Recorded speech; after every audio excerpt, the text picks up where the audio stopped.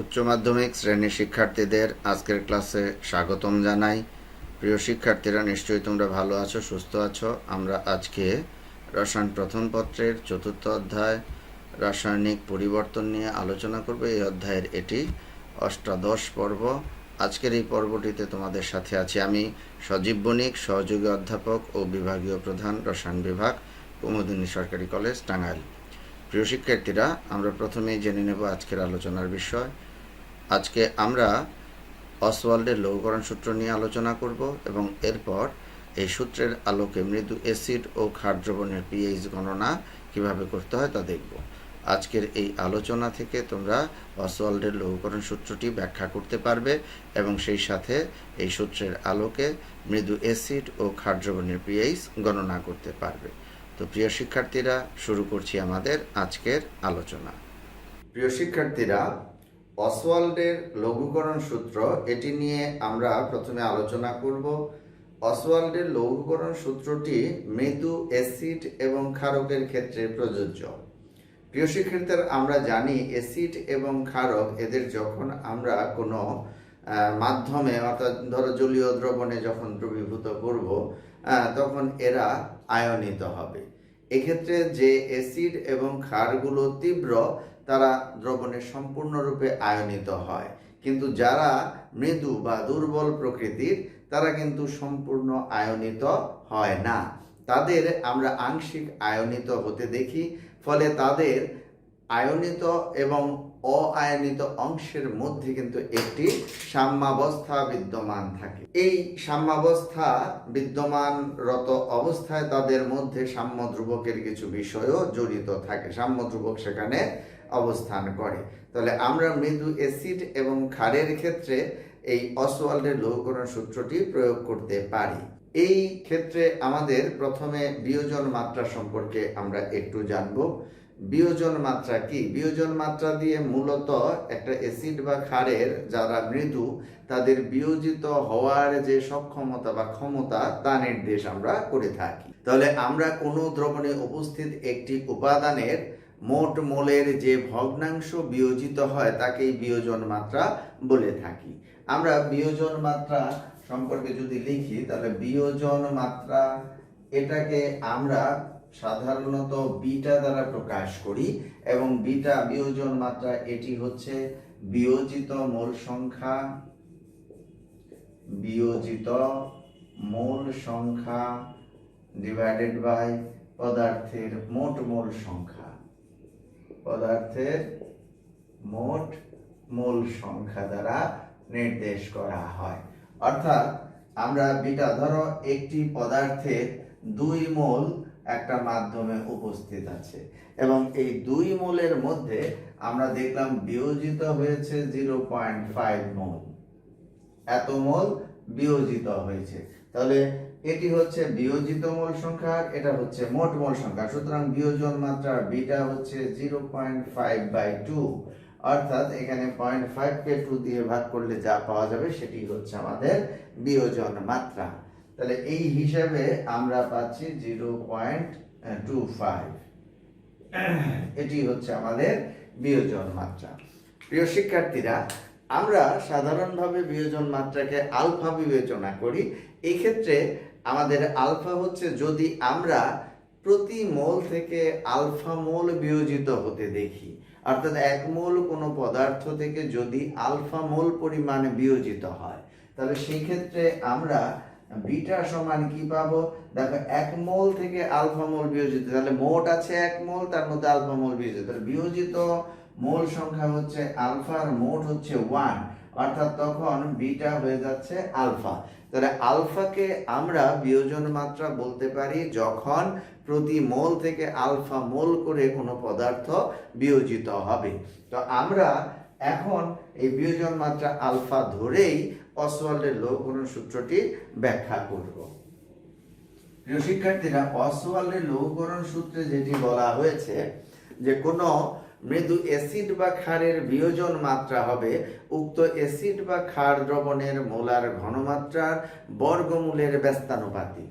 অর্থাৎ মৃদু অ্যাসিড বা ক্ষারের বিয়োজন মাত্রা আলফা, এটি ইজ প্রপোর্শনাল টু ওই অ্যাসিড বা ক্ষার দ্রবণের মোলার ঘনমাত্রার বর্গমূলের ব্যস্তানুপাতিক। সি দিয়ে আমরা দ্রবণের মোলার ঘনমাত্রাকে নির্দেশ করছি।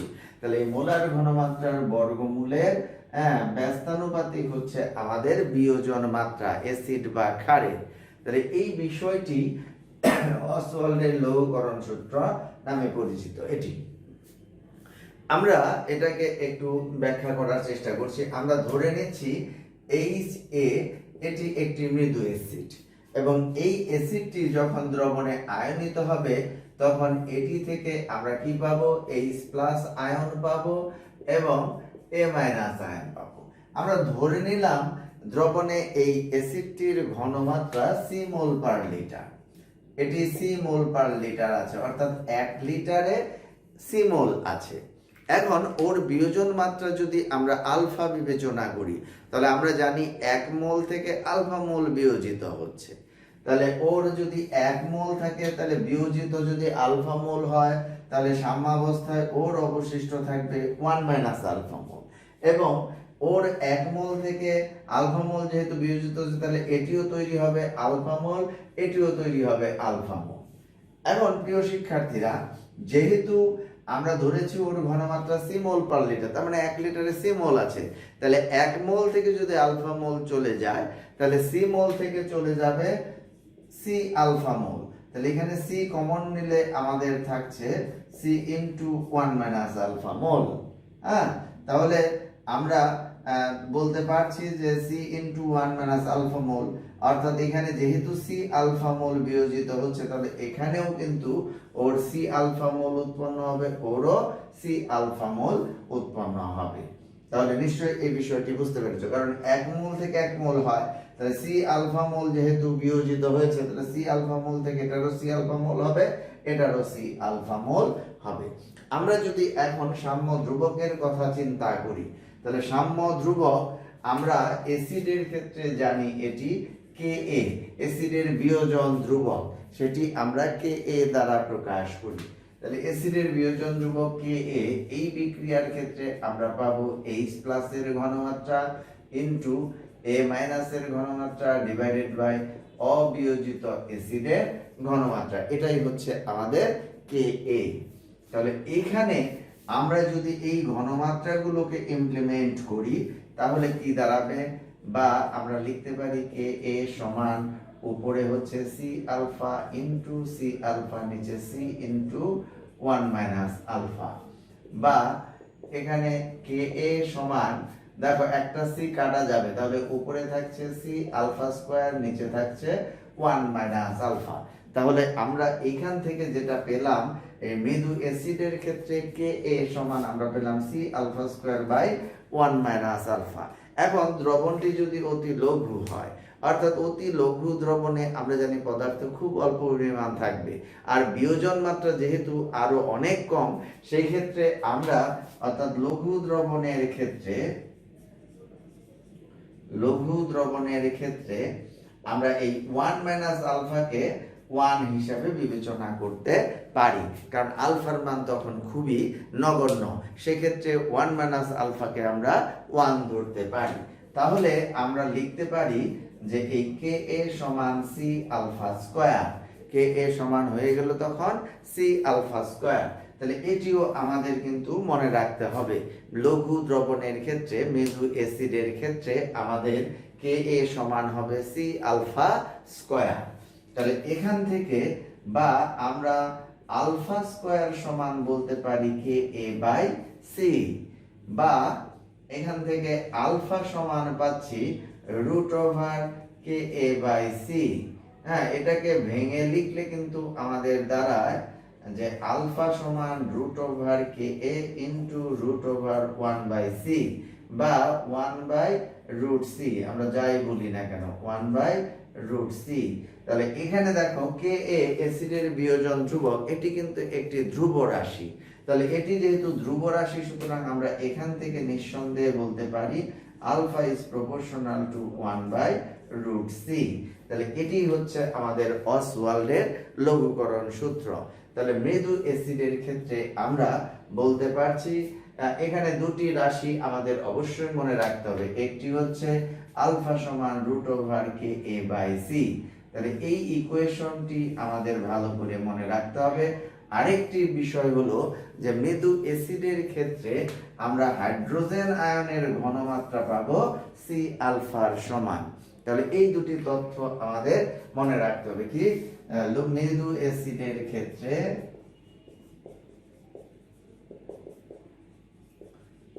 অ্যাসিডের ক্ষেত্রে আলফা সমান √/KA/C এবং হাইড্রোজেন আয়নের মোলার ঘনমাত্রা সমান হচ্ছে সি আলফা। তাহলে এই তথ্যটুকু কিন্তু আমাদের মৃদু অ্যাসিডের ক্ষেত্রে মনে রাখা আবশ্যক এবং এর সাপেক্ষে কিন্তু আমরা মৃদু অ্যাসিড দ্রবণের পিএইচ এর ভ্যালু ক্যালকুলেট করতে পারি।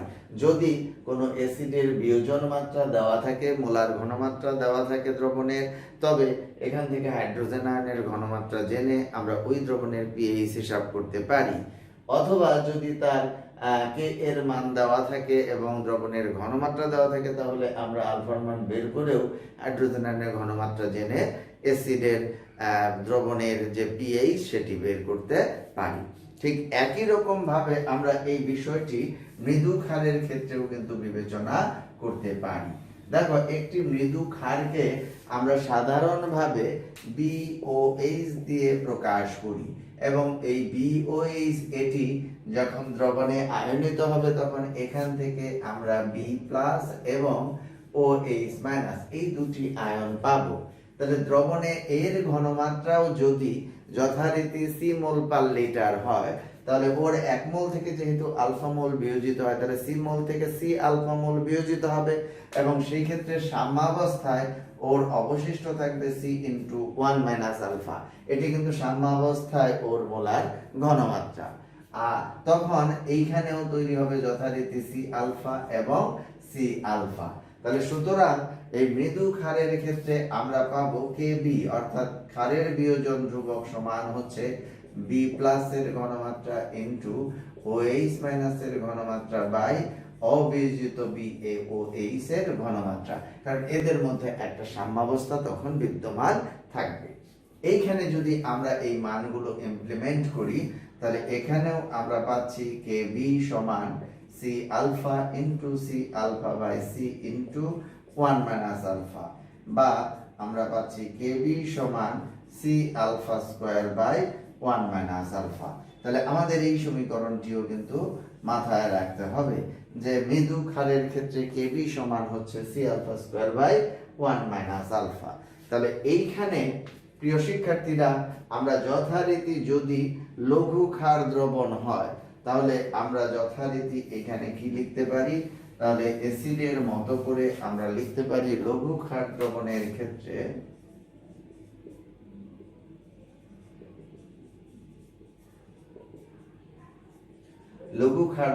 ক্ষেত্রে আমরা লিখতে পারি 1 - আলফা প্রায় এটি 1। তাহলে সেই হিসাবে আমরা পাচ্ছি Kb সমান C আলফা স্কয়ার। তাহলে এটি গুরুত্বপূর্ণ তথ্য। তাহলে এখান থেকে আলফা স্কয়ার সমান হচ্ছে আমাদের Kb/C, বা শুধু আলফা হচ্ছে √/Kb/C। এখান থেকে আমরা নিঃসন্দেহে আগের মতোই বলতে পারি alpha is proportional to 1/√C, কারণ এটি সমান হচ্ছে √Kb ইনটু 1/√C। তাহলে এটি যেহেতু ধ্রুবক, তাই আমরা বলতে পারছি alpha is proportional to 1/√C, এবং এটি কিন্তু অসওয়াল্ডের লঘুকরণ সূত্র। তাহলে এই যে ক্ষার দ্রবণের ক্ষেত্রে আমাদের এখানে তাহলে যেটা মনে রাখতে হবে যে আলফা সমান √/Kb/C। আলফা অর্থাৎ ক্ষারের বিয়োজন ধ্রুবক, সেটি কি হচ্ছে? আলফা ইকুয়াল টু ক্ষারের বিয়োজন মাত্রা, সেটি হচ্ছে √/Kb/C, অর্থাৎ ক্ষারের বিয়োজন ধ্রুবক বাই ক্ষার দ্রবণের ঘনমাত্রা তার বর্গমূলের সমান হচ্ছে আমাদের ক্ষারের বিয়োজন মাত্রা। তাহলে এটি মনে রাখতে হবে। পাশাপাশি প্রিয় শিক্ষার্থীরা, মৃদু ক্ষার দ্রবণের ক্ষেত্রে বা যে ক্ষার দ্রবণটি দুর্বল, সেটি দ্রবণে যেহেতু সম্পূর্ণ আয়নিত হয় না, তার ক্ষেত্রে হাইড্রোক্সিল আয়নের ঘনমাত্রা কিন্তু আমরা পাবো C আলফা। তাহলে আমাদের এই ক্ষেত্রে যেটি গুরুত্বপূর্ণ সেটি হচ্ছে মৃদু ক্ষার দ্রবণের ক্ষেত্রে এই দুটি সমীকরণ আমাদের মনে রাখা জরুরি। তাহলে মৃদু ক্ষার দ্রবণের ক্ষেত্রে আমাদের মনে রাখতে হবে alpha equal to root over K B by, এবং এই ক্ষেত্রে মনে রাখতে হবে যে হাইড্রোক্সিল আয়নের ঘনমাত্রা সমান হচ্ছে সি আলফা। তাহলে এই তথ্যটুকু ব্যবহার করে কিন্তু আমরা একটা মৃদু ক্ষার দ্রবণেরও পিএইচ গণনা করতে পারি। আমরা এখন এই পিএইচ গণনার যে গাণিতিক সমস্যা সেগুলো সম্পর্কে একটু ধারণা নেব, কিভাবে আমরা মৃদু অ্যাসিড বা মৃদু ক্ষার দ্রবণের পিএইচ হিসাব করতে পারি। আমরা প্রথমে মৃদু অ্যাসিড দ্রবণের পিএইচ গণনা দেখব। আমরা এখানে বিবেচনা করছি প্রথমে যে 0.1 মোলার ইথানোয়িক অ্যাসিড CH3 এই দ্রবণের পিএইচ কত। এখানে বলে দেওয়া হলো অ্যাসিডের কে হচ্ছে 1.8 ইনটু 10 ইনভার্স 5। তাহলে এই প্রশ্নটির সমাধান আমরা কিভাবে করব? প্রিয় শিক্ষার্থীরা, যেহেতু আমরা এখানে দেখতে পাচ্ছি দ্রবণের মোলার ঘনমাত্রা দেওয়া আছে এবং কে এর মান দেওয়া আছে, কে এর মান দেওয়া আছে, সুতরাং আমরা এখানে প্রথমে আলফার মান জেনে নেব।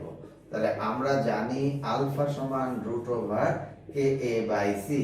তাহলে এইখানে যদি মানগুলো বসাই 1.8 ইনটু 10 ইনভার্স 5 ডিভাইডেড বাই 0.1, তাহলে আলফার মান আসে আমাদের 1.34 ইনটু 10 ইনভার্স 2। এটি হচ্ছে আমাদের আলফার মান। তাহলে আমরা বলতে পারি অতএব হাইড্রোজেন আয়নের ঘনমাত্রা সমান সি আলফা। তাহলে এখানে সির মান কত? 0.1, আর আলফার মান হচ্ছে 1.34 ইনটু 10 ইনভার্স 2। তাহলে এত মোলার, এটি হচ্ছে হাইড্রোজেন আয়নের ঘনমাত্রা। তাহলে মানটা কত আসবে?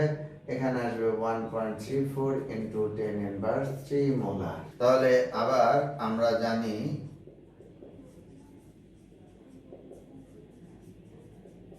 পিএইচ সমান মাইনাস লগ হাইড্রোজেন আয়নের ঘনমাত্রা। তাহলে এইখানে আমরা মাইনাস লগ এই যে হাইড্রোজেন আয়নের ঘনমাত্রা 1.34 ইনটু 10 ইনভার্স 3 এটি যদি বসাই তাহলে আমাদের পিএইচ আসে 2.87।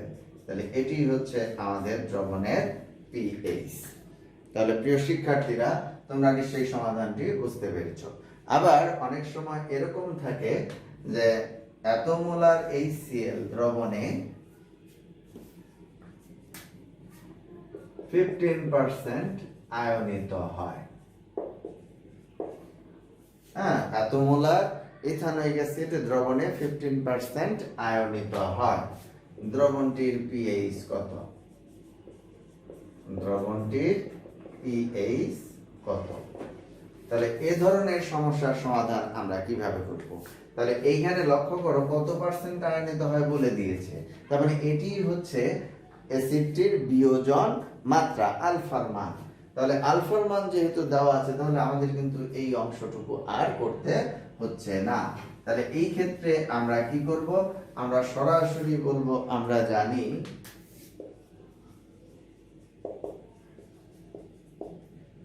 হাইড্রোজেন আয়নের ঘনমাত্রা সমান সি আলফা। তাহলে এইখানে আমাদের সাইড নোটে আমরা দিতে পারি যে এই ক্ষেত্রে সি হচ্ছে 0.1 মোলার এবং আলফা হচ্ছে 15%, অর্থাৎ 15/100 ইকুয়াল টু 0.15। ঠিক আছে? তাহলে এইখানে আমরা যদি মানটি ইমপ্লিমেন্ট করি তাহলে কি দাঁড়াবে? তাহলে আমাদের এইখানে 0.1 ইনটু 0.15 এই বসালে আমরা যে মান পাই সেটি হচ্ছে 1.5 ইনটু 10 ইনভার্স 2 মোলার। তাহলে আমাদের পিএইচ এখন কত আসে? তাহলে এখানে যদি আমরা হাইড্রোজেন আয়নের ঘনমাত্রা বসাই 10 ইনভার্স 2, তাহলে পিএইচ কত পাবো? এখানে আসতেছে 1.824। তাহলে এই হচ্ছে আমাদের অ্যান্সার। তাহলে প্রিয় শিক্ষার্থীরা, মৃদু অ্যাসিড দ্রবণের ক্ষেত্রে কিভাবে পিএইচ হিসাব করতে হয়, গণনা করতে হয় তা নিশ্চয়ই তোমরা বুঝতে পেরেছো। একই রকম আমরা ক্ষার দ্রবণের ক্ষেত্রেও পেতে পারি। যেমন এখানে বলতে পারে 0.1 মোলার অ্যামোনিয়াম হাইড্রোক্সাইড দ্রবণে এখানে বললো যে 18% আয়নিত হয়, দ্রবণটির পিএইচ কত। তাহলে আমরা এখানে কি করব, লক্ষ্য করো আমাদের এই ক্ষেত্রে কিন্তু আমরা জানি যে ক্ষার দ্রবণের ক্ষেত্রে হাইড্রোক্সিল আয়নের ঘনমাত্রা সমান সি আলফা। তাহলে হাইড্রোক্সিল আয়নের ঘনমাত্রা যদি সি আলফা হয়, তাহলে এইখানে আমাদের এটা আছে 18%, অর্থাৎ 18/100, আর এটা হচ্ছে 0.18, 18/100, আগেরটার বোধহয় 10 লিখেছিলাম, এটা 100 হবে। আমাদের এই ক্ষেত্রে আমাদের মান হচ্ছে 0.18 এত মোলার, এটি হচ্ছে 1.8 ইন্টু 10⁻² মোলার। তাহলে এইখান থেকে দেখো হাইড্রোক্সিল আয়নের ঘনমাত্রা থেকে কিন্তু আমরা সরাসরি পিএইচ বের করতে পারি না, আমরা কি পারি এখানে পিওএইচ হিসাব করতে পারি। তাহলে পিওএইচ হচ্ছে মাইনাস লগ হাইড্রোক্সিল আয়নের ঘনমাত্রা। তাহলে এইখানে যদি আমরা মানগুলো বসাই 1.8 ইন্টু 10⁻², তাহলে আমরা পিওএইচ এর মান কত পাবো, এখানে পাবো 1.745। তাহলে এটি হচ্ছে আমাদের পিওএইচ। তাহলে এরপরে আমরা পিএইচ কিভাবে হিসাব করব, তাহলে পিএইচ হিসাবের ক্ষেত্রে আবার আমরা এখানে লিখব যে আবার পিএইচ প্লাস পিওএইচ সমান হচ্ছে 14, বা পিএইচ সমান হচ্ছে 14 মাইনাস পিওএইচ। তাহলে এইখানে আমাদের 1.745 যদি বসাই, তাহলে মানটা আসে 12.255। তাহলে এটি হচ্ছে আমাদের অ্যান্সার। তাহলে 12.255 এটি হচ্ছে আমাদের পিএইচ এর মান। তাহলে প্রিয় শিক্ষার্থীরা, এভাবে কিন্তু আমরা এটি গণনা করতে পারি। আবার যদি এরকম বলে যে এই দ্রবণের পিএইচ কত, এখানে বললো 0.2 মোলার অ্যামোনিয়াম হাইড্রোক্সাইড দ্রবণের পিএইচ কত, এখানে তোমার দিয়ে দিল কেবি হচ্ছে 1.8 ইন্টু 10⁻5। তাহলে আমরা কি করব, তাহলে এই ক্ষেত্রে কিন্তু আমাদের আলফার মান দেওয়া নাই, সুতরাং আমরা কিন্তু হাইড্রোক্সিল আয়নের ঘনমাত্রা এখানে পাচ্ছি না। তাহলে এই ক্ষেত্রে আমাদের আলফা সমান √kb/c এটি হিসাব করতে হবে। তাহলে আলফা ইকুয়াল টু kb/c, তাহলে এখানে kb এর মান 1.8 ইন্টু 10⁻5 ডিভাইডেড বাই c হচ্ছে 0.2। তাহলে আমরা যেটা পাচ্ছি 9.487 ইন্টু 10⁻3, এটি হচ্ছে আমাদের আলফার মান। তাহলে এখান থেকে আবার আমরা জানি হাইড্রোক্সিল আয়নের ঘনমাত্রা সমান হচ্ছে সি আলফা। তাহলে এখানে সির মান কত, 0.2, আর আলফার মান হচ্ছে 9.487 ইন্টু 10⁻3। তাহলে এত মোলার, এটি হচ্ছে হাইড্রোক্সিল আয়নের ঘনমাত্রা। এখানে আসতেছে 1.897 ইন্টু, আমরা 4 দিয়ে দিই, আমরা 4 ইন্টু 10⁻3 এত মোলার। তাহলে আমরা হাইড্রোক্সিল আয়নের ঘনমাত্রা এখানে পেয়ে গেছি। তাহলে আবার আমরা জানি পিওএইচ সমান মাইনাস লগ হাইড্রোক্সিল আয়নের ঘনমাত্রা। তাহলে এখানে মাইনাস লগ এই মানটি যদি আমরা বসাই 1.8974 ইন্টু 10⁻3, তাহলে আমরা পিওএইচ এর মান পেয়ে যাব 2.72। তাহলে এই মান বা 2, তাহলে অতএব আমরা এইখান থেকে পিএইচ সমান 14 মাইনাস পিওএইচ থেকে আমরা 14 মাইনাস 2.722 করলে পিএইচ পাবো। তাহলে পিএইচ কত হচ্ছে 11.278। তাহলে এটি হচ্ছে আমাদের অ্যান্সার। তাহলে এভাবে আমরা একটা মৃদু ক্ষার দ্রবণের পিএইচ গণনা করতে পারি। তাহলে প্রিয় শিক্ষার্থীরা, আমরা এই অসওয়াল্ডের লৌহকরণ সূত্র এবং এই সূত্রের আলোকে কিভাবে একটি মৃদু অ্যাসিড বা ক্ষার দ্রবণের পিএইচ গণনা করা যায় তা দেখলাম। আমাদের আজকের আলোচনা এ পর্যন্তই। প্রিয় শিক্ষার্থীরা, আজকের আলোচনাটি তোমাদের ভালো লাগলে তোমরা লাইক দিও এবং অবশ্যই আমার চ্যানেলটি সাবস্ক্রাইব করতে ভুলবে না। প্রিয় শিক্ষার্থীরা, তোমাদের এই সম্পর্কিত কোনো প্রশ্ন থাকলে তোমরা মেসেজ করে জানাতে পারো। আজকের আলোচনাটি তোমাদের ভালো লাগলেই আমাদের আলোচনা সার্থক হবে। প্রিয় শিক্ষার্থীরা, আজকের আলোচনায় অংশগ্রহণের জন্য তোমাদের অসংখ্য ধন্যবাদ জানিয়ে এখানেই বিদায় নিচ্ছি। আবারও সবাইকে অসংখ্য ধন্যবাদ।